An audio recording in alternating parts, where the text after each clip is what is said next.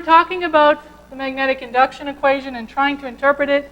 And this last slide was a way of saying how ways of generating the field. If you have stretching of field lines due to gradients and velocity, that's how you do it. If you have any sort of change in compression or dilatation of fluid parcels, that's how you do it. And of course, you can diffuse field that way. So I find this is easier to interpret than del cross U cross B, but they have the same meaning, okay? All right, so earlier on, if you remember at the beginning of my talk, we were talking about any requirements you need for the fluid motions, and we said something very random, that it has to be complex enough, and there are requirements for that. But there's also has to be a certain vigorousness of the flow, and that's typically determined by what's called the magnetic Reynolds number, okay? So I'm going to show you what that's about. So you look at the magnetic induction equation, written now again back into its original form, okay? And the way you change the magnetic field is either by a driving force, a way of generating field by interactions of velocities and magnetic fields, or by decaying or destroying field through the dissipative force, okay? Now, if you want a dynamo to be going on, you better be making more field than you're destroying, right? So if you take a ratio of the driving force to the dissipative forces, you get what's called the magnetic Reynolds number, okay? So here's the driving force, here's the dissipative force. If I take characteristic scales for the gradient, the velocity, and the magnetic field, I get that. Same for the denominator, I get that. Cancel out all the like stuff. So you end up with the magnetic Reynolds number being proportional to the velocity, the length scale, and inversely proportional to the magnetic diffusivity. But always remember that this is inversely proportional to the conductivity. So it's really like having the electrical conductivity in the numerator, okay? So that's why I said earlier that the intensity of the velocity, the length scales, and the electrical conductivity have to be large enough, okay? Now, how large does this number have to be? Naively, you might say 1, okay? So as long as this is bigger than this, we're all set. The problem is with this curl of a cross product and so forth, and what exact U do I use, what L do I use for these processes? And people have tried to come up with bounds for this magnetic Reynolds number, and you can do this in certain cases. But typically what you find is for characteristics, say RMS velocities and length scales of the region, you're talking about at least a critical value of around 10, okay? You'll see people talk about pi squared. I just like to think of them as 10, okay? So as long as your magnetic Reynolds number is bigger than about 10, in theory, dynamo action can occur. Now, you could look at objects, for example, the Earth's core, a typical star, or a dynamo experiment that you decide to build, okay? And you could say, what is the magnetic Reynolds number for these objects? So if you look at the Earth's core, the magnetic diffusivity is about 2, okay? The units are wrong here, so it would be meters squared per second. Sorry about that. For a star, it's about 1/2, and I took copper here. It's apparently that number. Sodium's close to that too, okay? Length scales, Earth's core, about 3,000 kilometers, okay? Star, 10 to the 9. Copper sphere, about that big, okay? Very hard to build experiments larger than the scale of a meter, okay? Velocities. In Earth's core, if we use observations of the field, remember that westward drifting thing, we can get an idea. If you believe those magnetic fields are moving because the fluid's moving, you can get an estimate for the flow strength. You get about close to 1/2 millimeter per second, okay? Stars, if you use helioseismology and so forth, maybe something like that. Copper sphere, if you think about the power required to take a huge vat of some liquid metal and spin it very fast, you'll be lucky if you can get anything near this, okay? And then you calculate the magnetic Reynolds number, and you find for Earth you're on the order of between 100 and 1,000, okay? So the magnetic Reynolds number is much bigger than the critical value, okay? But if you compare it to, say, stellar magnetic Reynolds number, then it's tiny, okay? So stellar dynamos just have huge magnetic Reynolds numbers, which is why it's so easy to generate magnetic fields in stars. Also going on this note, if you would look at galaxies, okay? Galaxies are terrible conductors. They're mostly empty space. But the length scale is so big on galaxies that they also have very large magnetic Reynolds numbers, which is why you can have galactic dynamos, okay? So stars have much larger magnetic Reynolds numbers than planets. All the other planets are around 10 to the 2 to 10 to the 3 here as well, okay? Dynamo experiments, it gets very hard to get the magnetic Reynolds number up there. This is why it's typically very hard to get a self-sustaining dynamo inside an experiment. You have to do a lot of little tricks to get it going, okay? All right, moving on to the next important concept. Because the magnetic Reynolds number is so big in stars and is still pretty big in planets, we might want to look at a limit. What happens in the limit of the magnetic Reynolds number going to infinity, of it just being really huge, okay? Now, the magnetic Reynolds number is inversely proportional to the diffusivity, which is proportional to the conductivity. So the magnetic Reynolds number is proportional to conductivity. So if the magnetic Reynolds number is going to infinity, another way of saying that is that your conductivity is going to infinity, so you're in a perfect conductor, okay? So one limit to think about when you're thinking about planets and stars is they work in a regime where the conductivity is extremely good. In fact, you could almost consider it as a perfect conductor, okay? And if you don't like that, let's just say, let's look at what happens in that scenario, and then later look at what happens if we start going back to putting some finite conductivity into the problem. Now, if this is going to infinity, okay, then you can ignore the diffusion term in the magnetic induction equation, because if the conductivity is going to infinity, the diffusivity is going to 0, okay? In which case, you are left with what's known as the perfectly conducting limit of the magnetic induction equation, and you get something called Alfvén's theorem from that, okay? Alfvén's theorem tells you something about how the magnetic fields have to behave in the fluid in this limit where they can't diffuse, okay? And essentially, you'll see these worded in 3 ways. I would argue that all 3 of these basically say the same thing. Essentially, the magnetic flux through a surface moving with the fluid is constant. So if you have field lines stuck through a surface and you move the surface around, the flux lines stay there. If you have, I like the third one, that's the one I understand the best. If I took 2 fluid parcels and I consider the magnetic field joining them, and then I move the magnetic field, the fluid parcels stay where they are relative to each other on that line, okay? So essentially the fluid and the magnetic field are completely connected, and you can't separate the 2. Okay, and this actually makes things nice to visualize, right? If you see a fluid doing something, the magnetic field's doing the same thing. Okay, so that's what happens in this limit, okay? Now, this is a limit. It's not the perfect limit, but as long as your processes, your fluid flows are fast enough such that diffusion doesn't act, then this is actually a good description of what's actually happening. Okay, so let's look at a couple examples. So this first example is actually one you're going to do. You're going to fully work out on the problem set. Okay, I'm going to give you the answer. Okay, that's always a nice thing. We're just going to consider a perfect conductor. Okay, and we're going to say there's a constant imposed vertical magnetic field in the z direction. So in this plot here, z's the vertical direction, and these arrows here are meant to represent b naught, that constant magnetic field. Okay, I'm going to act on it with a velocity that's a horizontal shear flow. So it acts in the x direction, moves that way, but it varies as a function of z. So there's more faster motion as you move up in z, okay? So u is just some constant here, z is the vertical coordinate, and it's in the x hat direction, okay? You can plug in this b naught into your magnetic induction equation in the perfectly conducting limit, and this u into there, okay? And you'll do this on the problem set, and you can solve the ordinary differential equation you get from that as a function of time, and you will get that the magnetic field grows like this. So you still have your B naught Z, the stuff you had before, because we're imposing it, we're leaving it there. But you generate new field that's now in the x direction, so it's in this direction, and it's proportional to time, okay? So it gets larger as time goes on.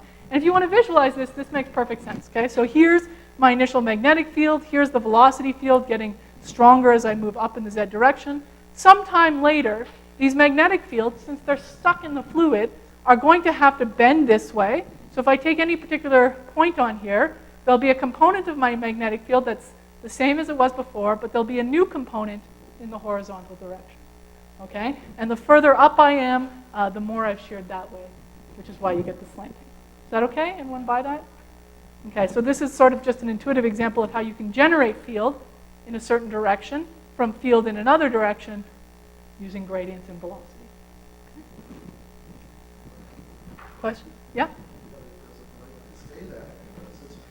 Okay, so what do you mean by? Snap back. Okay, so this is a perfect conductor. It cannot snap back unless you allow the magnetic field to eventually work on the velocity field and say, no, no, velocity field, you can't do this anymore. But if for some reason, I have enough power to always keep this field going and keep this velocity field as it is, it will never snap back in a perfect conductor, okay? In a finite conductor, you are absolutely right. Eventually, it will snap back, okay? All right, so that's a way of envisioning how you could shear magnetic field and generate new directions. I put a little note here. Notice that in this example, we do not regenerate my original field. I don't generate new field in the direction that the original field was in, okay? What that means is if I came along and now canceled this magnetic field, so turned off my magnetic field generating device, okay, this horizontal field would then decay away because it couldn't be generated anymore. And I wouldn't be able to get this magnetic field creation going on, okay? So this is not what's called a self-sustaining dynamo. I can't regenerate field I started with to remove the initial seed field that I'd like to do, okay? In the next example, you can, all right? Now this example has no equations. It's merely sort of a descriptive model of how you might regenerate original field, okay? And it's one that you'll see in almost any textbook on dynamo theory, okay? So now what we're going to do is we're going to consider a very good conductor, but we're going to have to allow it not to be perfect because I'm going to have to allow diffusion to do one little step in the process, okay? Here's where we're going to start. So this is going to be my magnetic flux rope, okay? So in this case, it's like a closed field line, okay? And my velocity field is going to be very idealized, but here are the basics, okay? I'm going to start by having a stretching, by taking the velocity field and taking that flux rope and just making it bigger, okay? So there's the stretching. Then I'm going to take a velocity field that's going to twist the field, okay? So in all these processes, the conductivity is good enough that the magnetic field is just going to do what the velocity is telling it to. So I twist the field this way, okay? And I apologize for my terrible ability at drawing, okay? Then what I'm going to do is I'm going to fold. So I'm going to take one of those parts of the figure, the infinity symbol, and move it on top of the other one, and you get something like this. And so far, everything has been as a perfect conductor would, okay? But now, what I need is I need to go to this region where there's a large gradient in the field here, okay? And that's where diffusion is going to act preferentially, okay? And I'm actually going to diffuse the field a little bit, so instead of one single loop that's doubly folded around, each individual loop, the connection breaks and the individual loops group together, so then I end up with two loops that are copies of the original loop, okay? So I've managed to generate new field, let's say this guy, from the original field to the point where now I could remove the original field and do it again, and I'd be all set. So this is sort of a standard heuristic example of how you could get a self-sustained dynamo. But notice you need to have some diffusion present in order to do this, okay? All right, so we've talked about these velocity fields that could generate these magnetic fields, okay? You might ask, well, shouldn't I need to know something about the velocity fields? How do I create these velocity fields? And from a theoretical perspective, I could impose it. I could say you have velocity field x. But I'd also like to just take the equations that govern fluid velocities, like the momentum equation and energy equation for the convection, just let them do their thing and get a velocity field out of that, okay? So that's what we're going to move on to next, is the fluid flows that occur in dynamos, okay? Turns out that everything that determines the type of velocity field you're going to get is essentially determined by force balances. If you look at the momentum equation, I'll show it to you in a second, what are the important forces? What are the big ones versus the little ones, okay? In stars and planets, the flow is very turbulent, okay? Essentially, there are very many length scales and velocity scales going on in there. There's a large amount of disorganization going on. Okay? These are my ways of attempting to define turbulence, okay? But usually, what we're interested in is how do these small scale motions go about and generate a very large scale field that we see, right? The field we see at the surface of the Earth is very large scale. The dipolar field of the sun is a very large scale field. How do we get that from these very small scale motions that are occurring in the turbulence, okay? Now, in order to get this, in order to decide how we're going to produce these large scale fields, there are two ways you could proceed, okay? The first way is you could somehow find a way to parameterize the effect of these small scales on the big scales, okay? That's what happens in what are called mean field models. The other way is you could ignore the small scales. Say, forget about them, they don't exist. I'm only going to model the large scale flows and assume that they create the large scale fields, okay? And that's what I'm going to call macroscopic models, although I haven't seen that in the literature. They usually call these fully 3D models, but I think that makes them sound overly superior to the mean field models than they should be, okay? All right, so both of these methods are used, and both of them provide very important information. And we're going to start by looking at mean field models, okay? I'm going to give you the fundamentals. Then on the problem set, you're going to derive the equation, okay? I talk you through it, all right? But here's the basic idea behind a mean field model, okay? The setup is you have a flow that's very turbulent, and it occurs on some length scale. So I've attempted to draw these turbulent squiggly motions here, and they work on a length scale little l naught, okay? The magnetic field has another length scale associated with it, capital L, which is much larger, okay? So if I draw a little volume area here, which I've drawn as a circle, okay, that's big enough that it's got a whole bunch of these little L naughts in it, but small enough that the magnetic field looks pretty much constant throughout it, okay, then what I'm going to do is I'm going to define a mean, or an average, over this volume, okay, so I essentially just average over the volume of some quantity f, okay, and this is going to work as long as the length scale of my fluid velocities are much smaller than the length scale of the volume, and that volume is much smaller than the length scale that the magnetic field changes on, okay? So the key setup, lots of little eddies in the box. Magnetic field looks constant in the box. Is that okay? All right, so these are what the principles behind the mean field model looks like. Now the question is, could we come up with some sort of statistical properties of this very turbulent motion on the scale of A? So we can say, on average, all these little motions do this to the whole area A, and then see how that statistical property affects the magnetic field and generates it. Okay? All right. Mathematically, what that means, we define this averaging with these angular brackets. Okay? I'm going to call the average of the magnetic field, or the mean magnetic field, B naught. I'm going to say the magnetic field is made up of its mean component plus its non-mean component. Okay? So this is just the perturbation. And by definition, the mean of the perturbations is 0. Okay? For now, for the velocities, I'm going to assume we only have those turbulent motions. So the mean of the velocity field is 0. It's only a perturbation component. And to make life easier on the problem set, we're going to assume that the flow is incompressible. Okay? All right. If I just take this form for the magnetic field, this form for the velocity field, and I plug it into the magnetic induction equation, I get this. So I haven't done anything yet. All I've done is taken the B and made it B naught plus little b, B naught plus little b, B naught plus little b.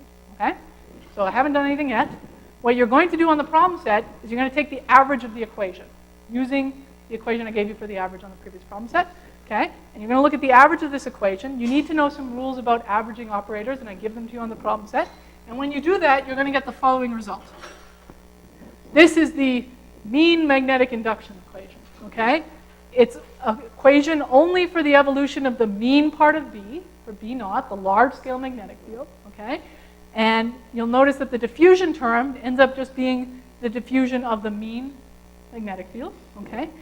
But in the generation term, what you end up left with is really the curl of the mean component of this combination interaction between the small-scale field, okay? Everything else cancels out. So the small-scale interactions of U cross B, you cannot take the average of that and make it the average of the individual components. Okay? Instead, it's the average of that total component. And this is what can generate a large-scale field from two small-scale fields. Okay? So this is how you could get something in the turbulent motions and generate something big from it. It's all in this term. Okay? So you're going to derive that equation on the problem set. Now, this term with the angular brackets is usually given a name. It's called the mean EMF, electromotive force, and it's usually represented with this epsilon. Okay? The next thing you're going to do on the problem set is you're going to show that you could actually write this EMF like that, okay?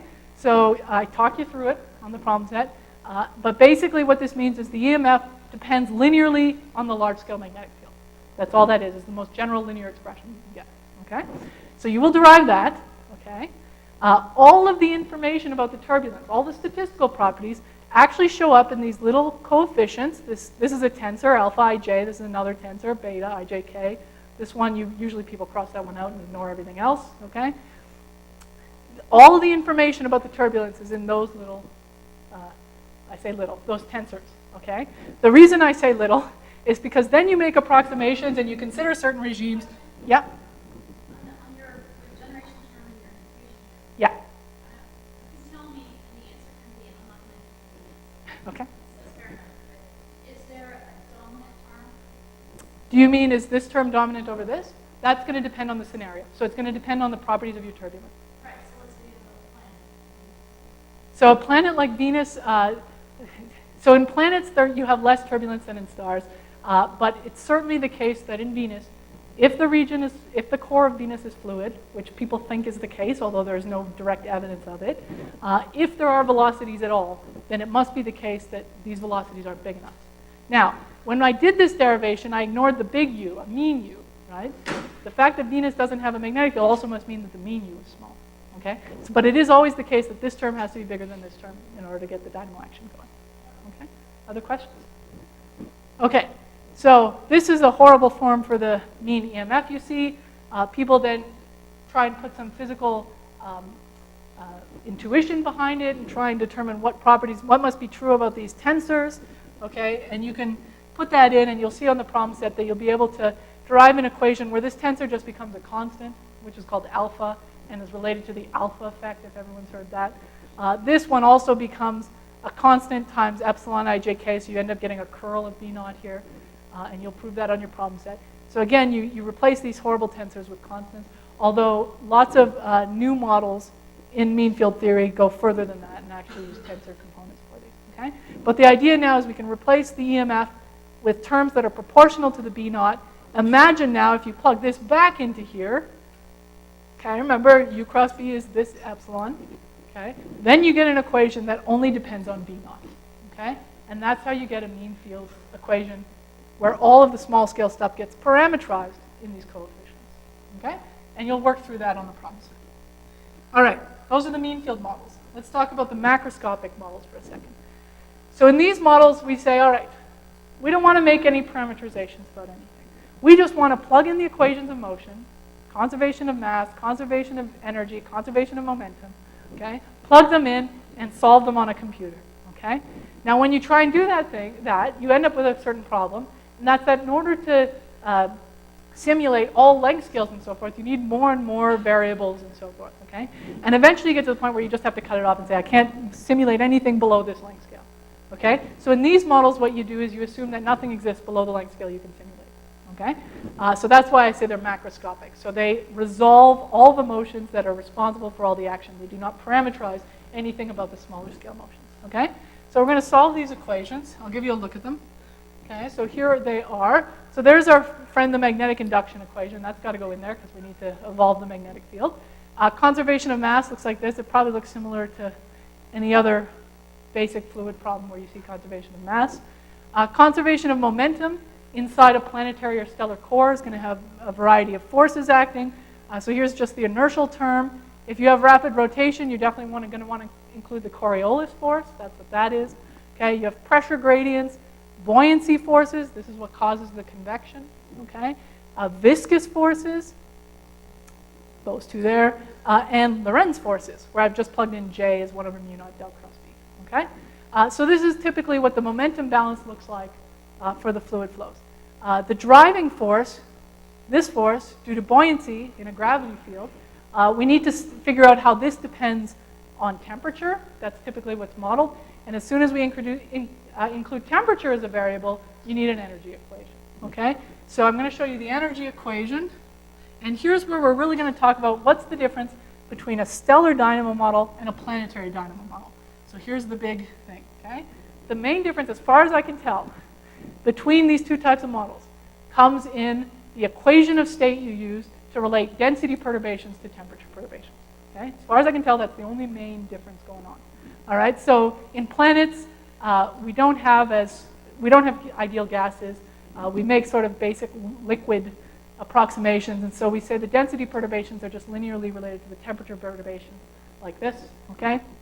In stars, you can use a linearized version of the ideal gas law, which can give you a relationship between density, pressure, and temperature like that. Okay? And that's really the only difference in terms of setting up a model. Here's what one version of a conservation of energy equation can look like. There's no reason to get into the details, but basically you can see terms in here. The rate of change of temperature with time is going to, there are terms related to pressure.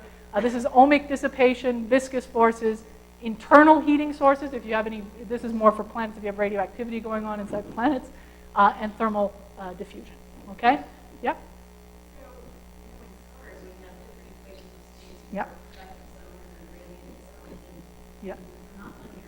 Yeah. So I took this out of, I took this out of a paper for the Ash dynamo model. So the models will make approximations to the actual equations of state.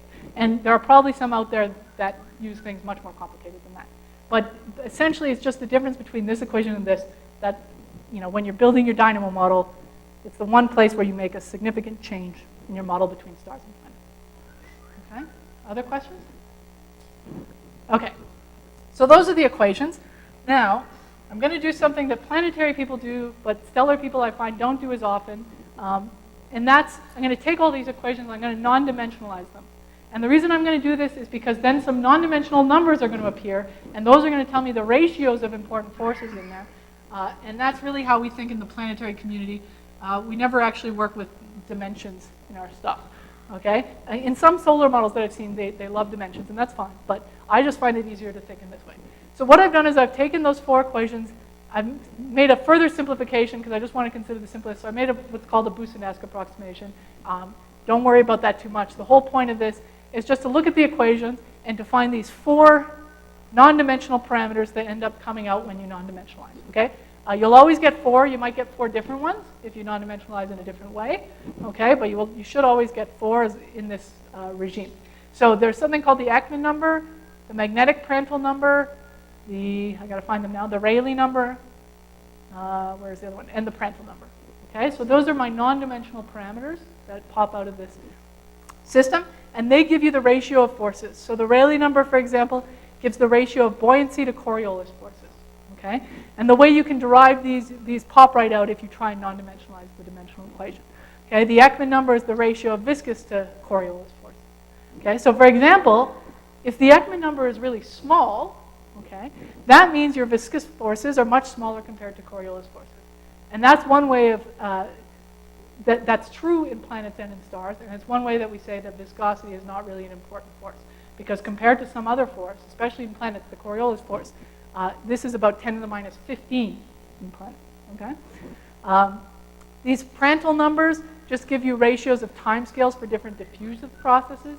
So if you want to know whether or not momentum is diffusing faster than heat, then you look at the ratio of these types of things. Okay? So those are the non-dimensional equations. Okay? Now when we're doing models, what you would fundamentally like to do, if I'm going to build my own planetary dynamo model or stellar dynamo model, is calculate these non-dimensional numbers for the body you are interested in. Okay? Find out your nu over kappa for the sun. You find that value and you plug it in there. Okay? Now what happens in practice is that a lot of these numbers, this one, this one, this one, are not numerically feasible to work with. Okay? They end up with having to have too many grid points in your system that there's not enough memory on the planet to do the simulation. Okay? So this is where we have to start making approximations or working in parameter regimes as close as we can to the right ones, and then use some sort of scaling law to figure out what actually happens. So let me show you that. So hopefully you can read these on your screen. So this is a comparison of values for the Rayleigh number divided by its critical value. The Ekman number, the magnetic Prandtl, and the Prandtl number in the Earth's core, and in models, in numerical simulations of macroscopic dynamos. Okay? So the Rayleigh number, admittedly, we have no idea. So some people say 5,000. Okay? Models, you're lucky if you get to 100. Okay? So we're at least an order of magnitude too small in the Rayleigh divided by critical Rayleigh number for planetary models. Okay? For the Ekman number in planets in Earth's core, we're talking 10 to the minus 15. Models have difficulty getting below about 10 to the minus 6. So we are 9 orders of magnitude off in this number. Okay? That would make some people decide to rip apart the model and say, forget about it. Luckily, this number is pretty small. This number is still pretty small. So what we hope is the case is that even though we're 9 orders of magnitude off, our viscous forces are still much smaller than our Coriolis forces, so maybe we're still getting the balance of forces right. Okay? If this number in the models was 10, then I'd be worried. Okay? But I feel happier that we're at least on the right side of the 1. Okay? And much smaller. We're not 10 to the minus 1. We're 10 to the minus 6. Okay? Magnetic Prandtl number, we also have a problem. 10 to the minus 6. In models, you'll see everything from 10 to the minus 1 to 10 to the 3. Okay? As this number gets smaller, it gets very hard to generate magnetic field in a model. So we need to make it bigger in order to generate field. Okay? This one we're pretty good at. These are diagnostic numbers. So those are the ones we input into the models. Then velocities generate, magnetic fields generate, and you can find values for diagnostic parameters like the magnetic Reynolds number. Okay? So if you remember the magnetic Reynolds number in the Earth's core, I had an estimate of about 450, say order 1,000. In models, this value can be anywhere from about 50 to 1,000. So we're actually pretty good at getting the magnetic Reynolds number right for planets. Okay, I'll show you that's not the case for stars. But so in planets, this diagnostic, how efficiently we generate the field. That's how I like to think of the magnetic Reynolds number. How efficiently I generate field. Models seem to do that right for planets, okay? The Reynolds number, on the other hand, this is essentially a measure of how turbulent your flow is terrible, right? So we're 4 or 5 orders of magnitude off there. This is the Rossby number, and this is tells you how important rotation is in your problem, okay? If this number is small, then rotation is very important, and your Coriolis forces are very important. And in this, we're not as good as the planets, but we are, again, on the same side of 1, and at least within a factor of 100 or so from there, okay? This is the Alsacer number, which I'm guessing some of you in space physics have something equivalent. This tells you, essentially, it's a ratio of the Lorentz force to the Coriolis force, and we think this is important because we want our Lorentz forces to be right in our models, right? We want the magnetic fields to have as much impact as they're supposed to have in the models. And for this, we seem to be getting close, or at least in the right order of magnitude, okay? So what don't we get right? Our viscosities, our viscous and thermal diffusivities are way too large compared to the magnetic diffusivity, and that's really determined by this magnetic Prandtl number. Our rotation is too slow, okay? We're much less turbulent than we should be. What we hope is that as long as we're getting the force balances right, viscosity is not being a dominant component in here, rotation is a dominant component in here, then maybe we can run simulations in the parameter regimes we can reach and then find relationships between these output parameters and the input parameters and then do scaling laws so that we can interpret this, okay? This is very dangerous business, okay? Because in the models, we can vary parameters by maybe 1 or 2 orders of magnitude, and then we take those scaling laws and we extrapolate about 10 orders of magnitude, okay? So that's dangerous, but it's the only thing we can do right now. Let's look at this for stars quickly, or say the sun, okay, as an example. So these are the solar values for the Rayleigh, Reynolds, magnetic Reynolds, Prandtl, magnetic Prandtl, Rossby, and Ekman, okay? Now, for this, there's actually a value given for the base of the convection zone and then up higher in the photosphere, okay? So the values change a lot because the physical parameters change with depth much more quickly in stars than they do in planets. Okay, but you can see the Rayleigh number is huge. Okay, the Reynolds number is huge. The magnetic Reynolds number is huge. Okay, this is very different between planets and stars. The Prandtl number is really small. Magnetic Prandtl number is not as small as in planets, but still pretty small. Rossby number, remember this one's the one about rotation. In the sun, this is between 1/10 and 1, okay? So rotation is not as important in the sun as it is in planetary models, okay? And the Ekman number is, again, very small, okay? So to differentiate between solar or stellar models and planetary models, you have much larger Reynolds numbers than planetary models, so your flows are much more turbulent. You have much larger magnetic Reynolds numbers than planetary models. That means your magnetic field generation can actually occur on extremely small scales. Okay? And your Rossby number is much larger, so rotation's not as important. Okay. I think I'm going to skip this slide. It's just a summary of that kind of stuff. I'm just going to show you a couple of these scaling laws. Okay? So here's the idea. This is a scaling law. This comes from a review paper by Uli Christensen. Okay, I think one of the chapters in one of the books was actually written by Uli. Okay? So here's the idea. You do a bunch of models. You run a bunch of numerical simulations that vary the parameters. And then you plot something like this. This is the magnetic energy, okay, as a function of some parameter on this axis, and you hope you get a line. So the question is, what kind of parameter do I put here? You work on a log-log axis. Here you get the strange parameters that is essentially related to the buoyancy forces available to drive the dynamo, okay? So with those as your horizontal axis, you fit a line to all your models, okay? This is similar for non-dipolar fields. Once you get that equation, you then extrapolate it to wherever planets are, okay? And at first you might say, well, there's a lot of variation in here. I don't think this is going to work very well. And I agree, everyone should be skeptical about this. However, there is some evidence that it might actually be okay, okay?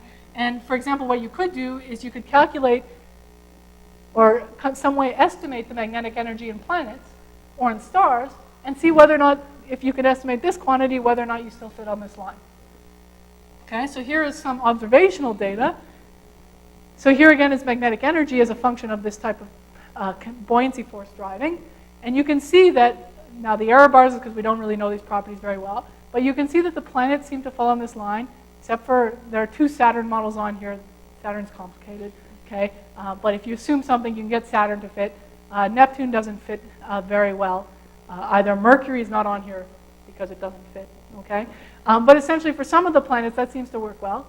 And then Woolley, along with a couple of co-authors in the stellar community, decided to do something very dangerous, but it worked. They took the line, the scaling law they found, and then they put stars on the plot, okay? Now, these are a certain subgroup of stars where rotation is going to be important, and they found that the stars also seem to fall on this line. Now, if you look at just the stars, and you tried to develop a scaling law just with that information, you wouldn't get this line, okay? But the fact that you can go over very many orders of magnitude, so this goes from 10 to the 0 to 10 to the 6, and this line happens to intersect that bunch, as well as Jupiter, as well as Earth, suggests that maybe this is saying that what determines your magnetic energy is really the buoyancy forcing you have available to drive the dynamo, okay? So these are the types of scaling laws we try and do. We try and get even more fancy, okay? Yeah? Oh, I think it's different types of stars. If you look in this paper, it'll give you the caption, but it might be different spectral classes of stars or different rotation rates. I can't remember exactly. Okay. So yeah, so these ones don't fit very well. You can't barely see the yellow ones here. I can't remember what class that is. Okay. Other questions? All right. So then we try and get fancier, and we say, can we predict whether or not we'll have a dipolar field or a multipolar field? So for example, on the planets, Earth has a dipolar field, Jupiter has a dipolar field, but Uranus and Neptune have multipolar fields.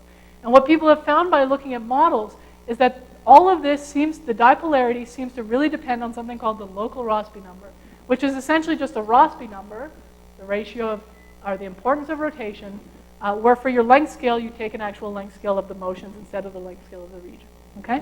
And what they find is if your local Rossby number is small enough, smaller than about 0.1, your field is very dipolar, which is why all of these lines plot up here near 1.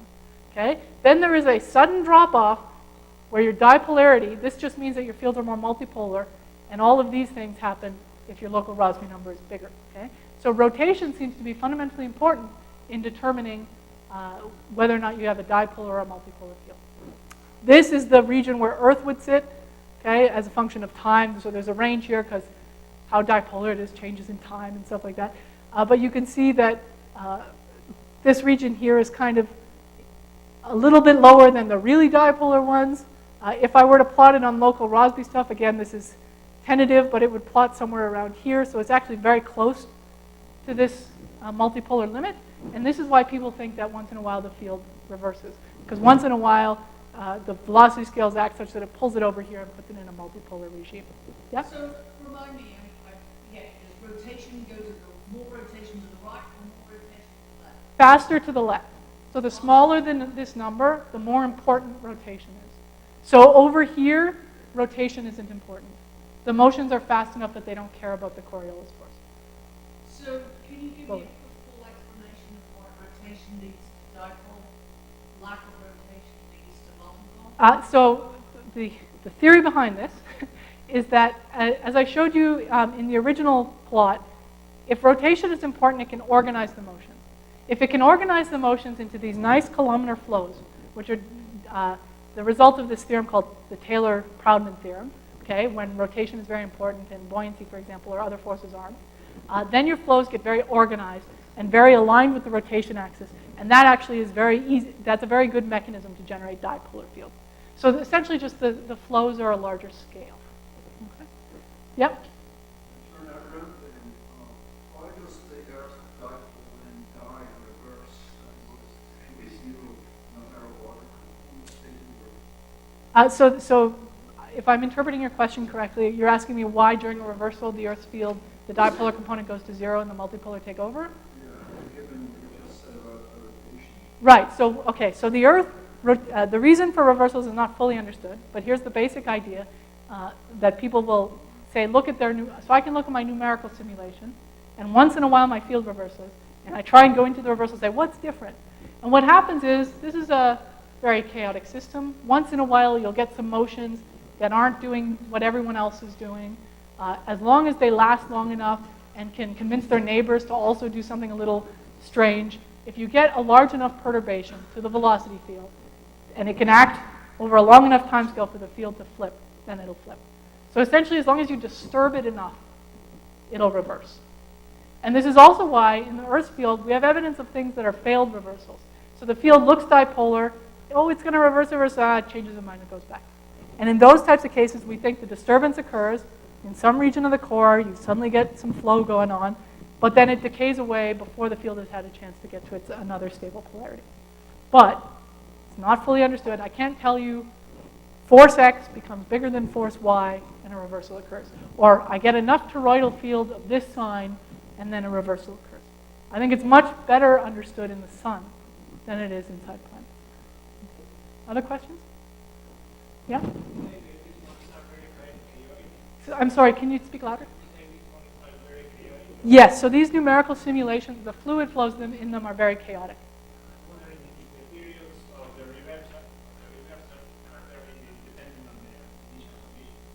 So if I understand your question, you're asking if the period of the reversals depends on the initial condition, what the field looks like at some time. Yeah. The period of reversals is not well understood. We have observations, but what observations tell us, so these are what observations are for planets. We look at the Earth's record of rocks. You take a rock layer this big, and you look at the polarity of rocks in this section, and then you look at when you get rocks that have opposite polarity. And then you say the reversal must have occurred somewhere between there. But there's a lot of issues with dating the age of the rocks, with determining the actual polarity of the magnetic field. And from that, people say a reversal might take about 1,000 years.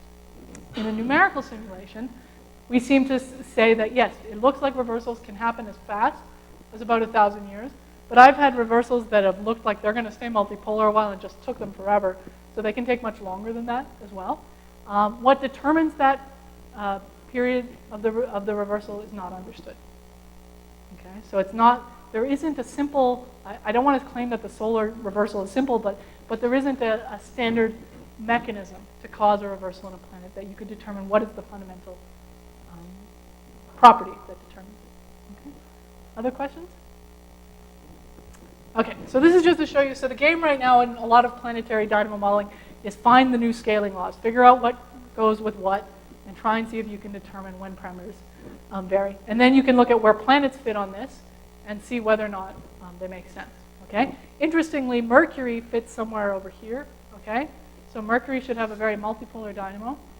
If you remember the picture of Mercury's dynamo, it's actually fairly dipolar with a large quadrupole.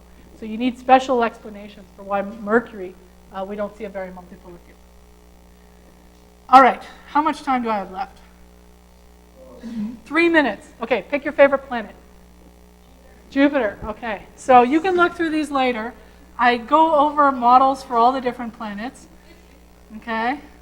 Jupiter's probably the least interesting, but it's okay, we'll talk about it. But it will be the most interesting very soon, okay? So Jupiter's field looks like this, okay? Here's sort of a cutout of Jupiter, where you have molecular hydrogen and helium, then here's the dynamo region. So it's a very thick region. When you're modeling this, and you're trying to model a very thick region in a planet, your properties are going to start depending on radius, okay? So your density is going to depend on radius, your thermal diffuse, all your diffusivities are going to depend on radius, your conductivity, and so forth. So that's what's really the game when you're trying to do a numerical model for Jupiter, is try and get these radially dependent properties proper, okay? So here are some outputs from some models out there. This is some work by Gary Glatzmeyer, and this is, I think, the most interesting to talk about because this is gives a testable prediction for the Juno mission, okay? So in Gary's models, he finds that if he uses radially variable electrical conductivity and density, what happens is convection gets very hard deep inside the planet to generate magnetic field because the densities are much larger, and so the convection actually occurs in a fairly thin shell at the top of the metallic hydrogen region, and what that results in is, first of all, he can reproduce zonal flows on the surface that we can observe, so we know that the giant planets have these strong zonal flows, but it also results in a radial magnetic field at the surface that's banded, so that you see this very banded structure in the magnetic field, okay? The current data from Jupiter probably couldn't tell you whether or not it's not of good enough quality to resolve this, but Juno should, okay? So if we see a field that's like this, then there's a very good chance that we're going to be able to say that in Jupiter, the dynamo is only acting in sort of an outer shell, okay? If we don't see this, then we've got to go back to the drawing board, okay? But there are other models that people do. even ones that don't involve convection and just have these zonal flows at the surface, actually drive instabilities in the metallic region. Okay, so lots of fun there. All right, so that was one slide for that. I want to talk about stars. Someone can ask me about this later because that's new work. Solar dynamo models. Oh, sorry, I was pointing to the wrong thing. Someone asked me about the extrasolar planets later. Solar dynamo models, okay? There are mean field models out there that I would put in a variety of categories depending on what assumptions or approximations you put in there. You can essentially do a mean field model where you just try and model the turbulence some way. Then you can get fancy. You can put in the tachocline, that shear layer at the base of the convection zone. And you want to do that in order to generate very strong zonal fields because those seem to be necessary in order to create the radial fields that we see at the surface. Then you can do even fancier stuff and find ways to transport the flux we see at the surface back down to the convection zone and into the tachocline. Okay? Or you can do a macroscopic model where you actually solve the equations, and that's, for example, done in the ASH Dynamo code, which I guess was developed here, right? And so here you get really nice pictures of the velocity fields at the surface, and this makes all us planetary people very jealous, okay? And they even get zonal flows in the convection zone to match things that you see in helioseismology, okay? So these aren't imposed, these actually come out of the model, okay? This is just pictures of what the magnetic fields look like in them. These models are actually even starting to be able to get cycles, okay? One of the main criticisms of them originally was they weren't producing solar cycles, okay? But they're starting to do that, at least in the toroidal field. It's very hard in the macroscopic models to get that change in length, in intensity between the sunspots and the background field. It's generally the case that the sunspots are much closer in intensity to the actual background field, okay? And the last slide I'll show you, okay? Stellar dynamo models. Here's what you can do for stellar dynamo models. You can vary the rotation rate if you happen to know, if you want to look at slow rotators versus fast rotators and so forth. And you can vary the convective regime, okay? So for stars on that side of the HR diagram, okay, the small ones, the late type stars. So M stars, fully convective.